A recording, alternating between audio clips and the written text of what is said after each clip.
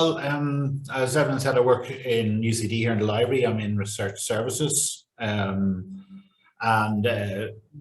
question comes up a lot about how to make short videos or small clips by using potentially smartphones, really, because that's people already have it and they don't have to purchase a camera. So a colleague of mine, Catherine in Outreach here, produced a small document here. I gave her all the data and she produced this document for sharing with the staff and so on UCD here. And really it's a step through the very basics of using your smartphone to record video. And I'll go on a little bit beyond this document, maybe just to show you some audio editing and video editing afterwards. Software that might be useful for that purpose. So very quickly, I'll just step on down these slides. I should be able to step them one at a time, I hope. Yeah, oops, a bit jumpy. So really with an iPhone, I mean, it's obviously a phone primarily. It's got digital stills camera. It's a video camera now. It's pretty much everything. So a few of the things that you might need to do if you're going to use an iPhone or a smartphone for recording video is to, first of all, to make sure you have battery power in it and maybe delete some files. Video can take up a little bit more space than you might expect, certainly a lot more than still images. So it might be worthwhile to remove some of the videos or still images that are on your phone already if you intend to use it for video production work. You can also switch your phone to airplane mode, which cuts off the Wi-Fi and the Bluetooth and so on, and the GSM, so you don't get interruptions and coming in emails and so on onto your phone when you're trying to record. And you might also notice when you go into an iPhone or a smartphone select the video, you can actually, it's an automatic iris and an automatic focus on it, generally speaking, and automatic white balance, which are the three things that you might want to control if you want to go to the next level. There's no problem in a well-lit area pointing a smartphone at somebody and having them speak to the phone to capture a piece to camera or some footage of some activities that you want to record, provided it's well lit and evenly lit. And also that the sound in the environment isn't objectionable or to what you might want to use on your video. However, we can go a little step above that, and quite often on smartphones, you can simply tap the screen and control the iris or the exposure, so you can raise or lower the brightness of the image quite quickly, and that locks it to that setting. So as you move the phone around, if you hit a bright area or a dark area, the exposure won't change. That can be useful and not useful if you want the exposure to change, but you have the option there. And another sort of very basic option is that people don't realize their phones are usually quite dirty. I've found the lens is so good, a little cleaning cloth to clean your lens before you start. That's the very basics of doing nothing but capturing a piece of video on your phone. Some of you may have done that already. You can share it and so on. That's all there is to it.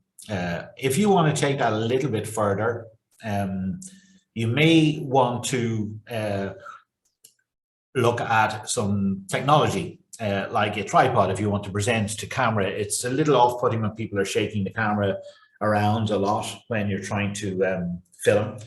And I think that I would think an essential element is some form of tripod or stand. There's a lot of tabletop stands, or any standard photography stand will do. What you do need is a little clamp, which you might see on this image here.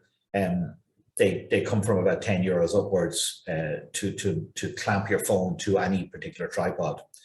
A step above that might be something like a gimbal. They're €150 upwards, but it means you have a very steady cam motion where you can move the camera around in a walkabout and have a very steady image. People may want to go to that level, but really a handheld phone is good. But for any sort of presentation purposes, really a tripod is, I would think, required. A point in your camera is you can zoom in by dragging the screen quite often, with your two fingers and zooming in, but that's a digital zoom and the quality goes down. If you want to get closer to the subject, it's better to move the camera closer and you'll maintain the quality of the image. So they're sort of basically camera movements or positions where you might want to go. let's have a look here. So yeah, so framing up, again, this is the horizontal version here. You're looking at using the camera in the horizontal, which is more of the TV style. And if you're going to integrate what you record on your phone with other footage from other sources, this might be the best approach to use this orientation. You can use it in the vertical or portrait orientation, and that will be very useful for the likes of the Twitters and Instagrams and that type of thing. So just be conscious of what you're going to use it for, and not to give yourself a problem of having to try and fix the shot later to integrate with other materials. I find using it in the horizontal mode or the landscape mode the most useful for me, but that's just my needs. I've put a little link here to a site, Digital Photography School. There are many of them, but that's a particularly clear website about framing and how to get better shots. The rule of thirds largely is about keeping, if you divide the screen horizontally in thirds and vertically in thirds, there's cross points where they match. And quite often it's a good composition to have the main subject on one of those cross points. So you'll find this little rule of thirds and a lot more explanation about it there. I won't go into it a long way today, but it's one of the more fundamental framing options that you have when you're taking photographs or shooting video.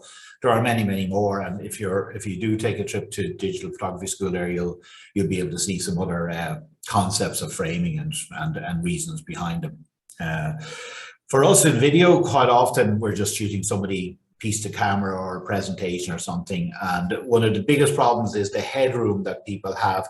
And here I've just done a very brief sort of diagram which shows the girl's head, no room at the top of the screen, and that can actually get cut off depending on the screen you're on. So you really don't want to get too close to the top of the screen when you're shooting. You also don't want the person, this could be exaggerated a bit more to be honest, to bring her down the screen, but you don't want a big gap between the top of her head and the screen.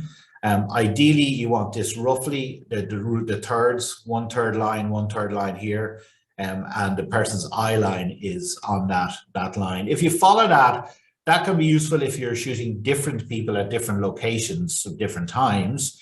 When you go to edit them together, they will all appear roughly on the same vertical position on the screen, which will be less jarring when you're cutting from one to the other. So the eye line is really what we look for in video. You can shoot people completely off the screen and fill the screen with their face, but again, we'd probably try and keep the eye line at 1/3 even in that case, so that the eyes always appear at the same position on the screen when you're editing. One of the big things then with video recording on cameras or any sort of video recording is the audio, because I know it's video, but largely it comes with audio. So selecting a location from a budget point of view, if you're not in a studio, you don't have a sort of a quiet space to work with, you really need to look for places that don't have noisy traffic, humming machines, air conditioning and so on. So really selecting the location for audio is really important, but also for video, you don't want busy backgrounds, unless you do, for instance, you want to talk about the crowds of people in Grafton Street, well then maybe you want a busy background of people moving about. It can be distracting though if you have somebody in the foreground trying to speak with noise and a busy background. So quite often a plain, clear background that doesn't distract from the main subject is a good idea. What you can in fact do then is go and shoot your busy backgrounds separately, as we would call B-roll or cutaway shots. And if you're moving to an editing level with your video production, then you can insert those shots as you speak about them, and they can illustrate what you're talking about visually. So that's really about selecting the correct location, thinking about it in advance. If you're using the microphone built into the smartphone, it's really designed to be about arm's length away, on the basis that that's how people use their phones mostly. You can get a little bit more up to maybe 1 meter away, but after that the sound becomes quite ambient and maybe not so usable.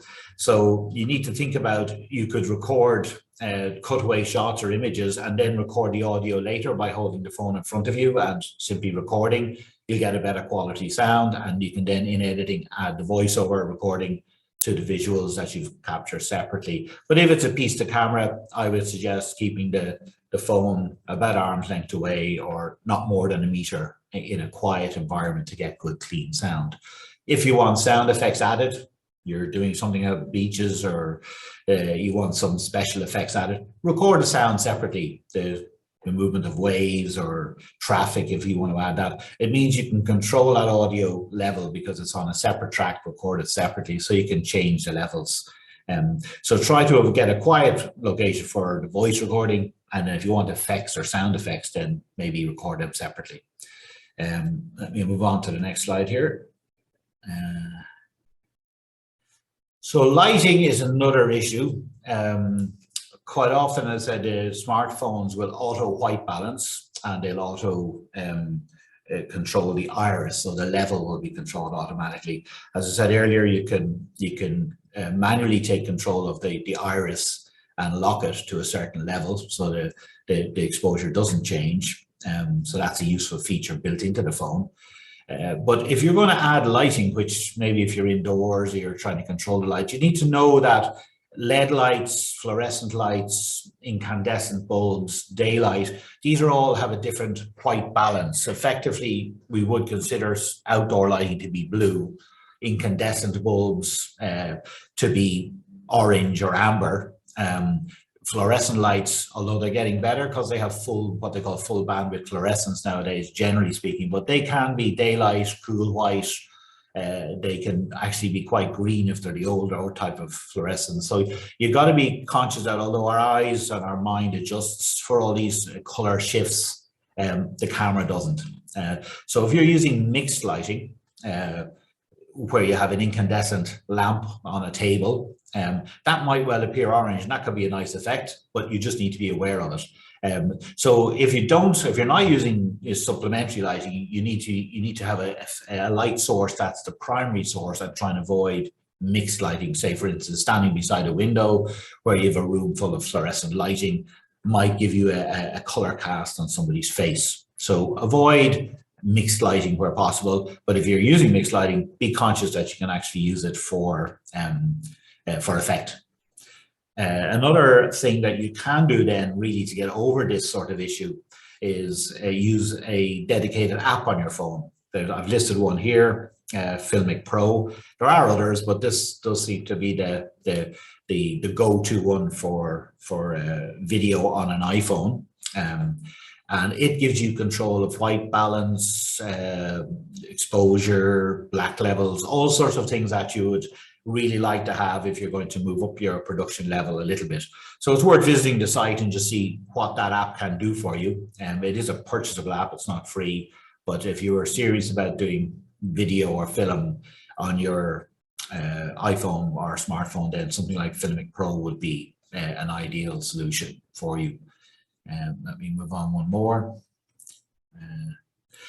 So moving to the sound side of things, Filmic Pro also does controlled sound, so you have level controls, but probably not the most ideal for that.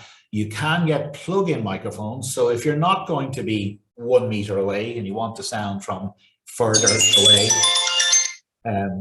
you could purchase an interface device that plugs into your iPhone or your smartphone, and I've listed one such device there, Rode do one. There are others, but that would give you a good explanation of what it does.